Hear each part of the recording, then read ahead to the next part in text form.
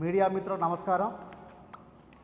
నా పేరు దోగుంట నరేష్ ప్రజాపతి, తెలంగాణ జాగృతి organising secretary.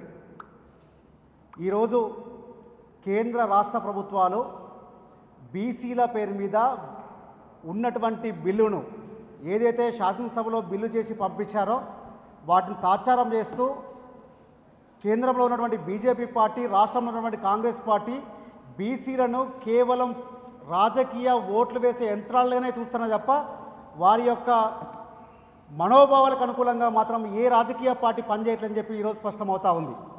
ఈరోజు కాంగ్రెస్ పార్టీ కామారెడ్డి డిక్లరేషన్ పేరు మీద 6 నెలల్లో కులగణన చేసి 42% రిజర్వేషన్తో స్థానిక సంస్థల ఎలక్షన్లకు పోతామని చెప్పి హామీ ఇచ్చి 20 నెలలైనప్పటికీ కూడా ఇప్పటికీ కూడా ఎక్కడ వేసిన గొంగడి అక్కడే ఉన్నదంటేనే ఈ రాష్ట్ర ప్రభుత్వానికి బీసీల పట్ల చిత్తశుద్ధి లేదని చెప్పేసి స్పష్టంగా అర్థమవుతా ఉంది. ఈరోజు మేము అడుగుతా ఉన్నాం, తెలంగాణ జాగృతి పక్షాన 20 నెలల నుంచి మేము వెంటబడతా ఉన్నాం. మీరు డెడికేషన్ కమిషన్ ఏర్పాటు చేసి చేయాలని చెప్పినాము, పోరాడినాము. అసెంబ్లీలో బిల్లు పెడితే 2-3 బిల్లు పెట్టండి, లేకపోతే సాంకేతికంగా సమస్యలు వచ్చే అవకాశం ఉంటుంది, కోర్టులో ఆగిపోయే అవకాశం ఉంటుందని చెప్పి మేము ఆ రోజు పోరాడినాము. అదే రకంగా మీరు 2 బిల్లు పెట్టారు. దాని యొక్క ఫలితం కూడా తెలంగాణ జాగృతి దక్కుతుంది, కల్వకుంట్ల కవిత గారికి దక్కుతుంది. ఆ పోరాట ఫలితం కూడా, పోరాటం యొక్క విలువ కూడా. ఇంకొక విషయం ఏంటంటే, ఈ రాష్ట్ర ప్రభుత్వము ఎంతసేపటికి కూడా కులగణన చేసినామని చెప్పి మాట్లాడుతూ ఉంది, కానీ ఏ కులగణలో ఏ కులం వాళ్ళు ఎంతమంది అని చెప్పి ఏ ఒక్క గ్రామ సచివాలయం పెట్టిన సందర్భాలు లేవు. అంటే మళ్ళొకసారి ప్రజలను మోసగించే ప్రయత్నాలు చేస్తూ ఉంది ఈ రాష్ట్ర ప్రభుత్వము.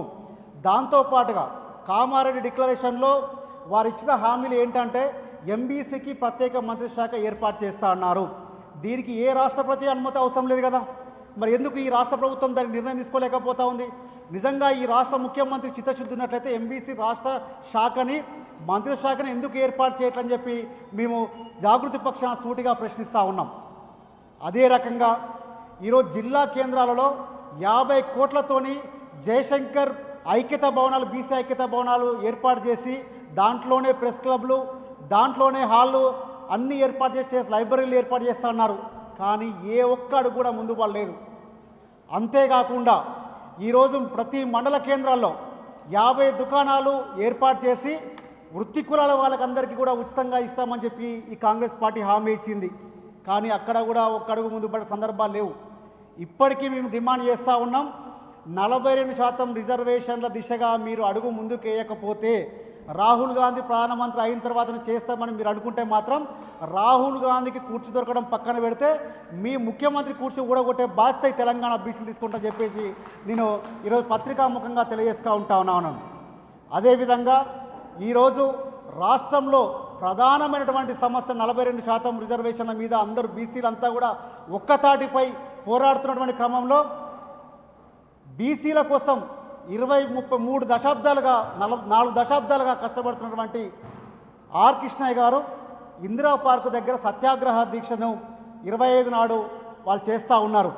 కాబట్టి వారికి మా తెలంగాణ జాగృతి పక్షాన, బీసీ కులాల పక్షాన వారికి సంపూర్ణ మద్దతు తెలియజేస్తూ ఉన్నాము. అవసరమైతే వారికి ప్రత్యక్షంగా వీరికి సంఘీభావం కూడా తెలియడానికి మేము ముందుకుంటాము.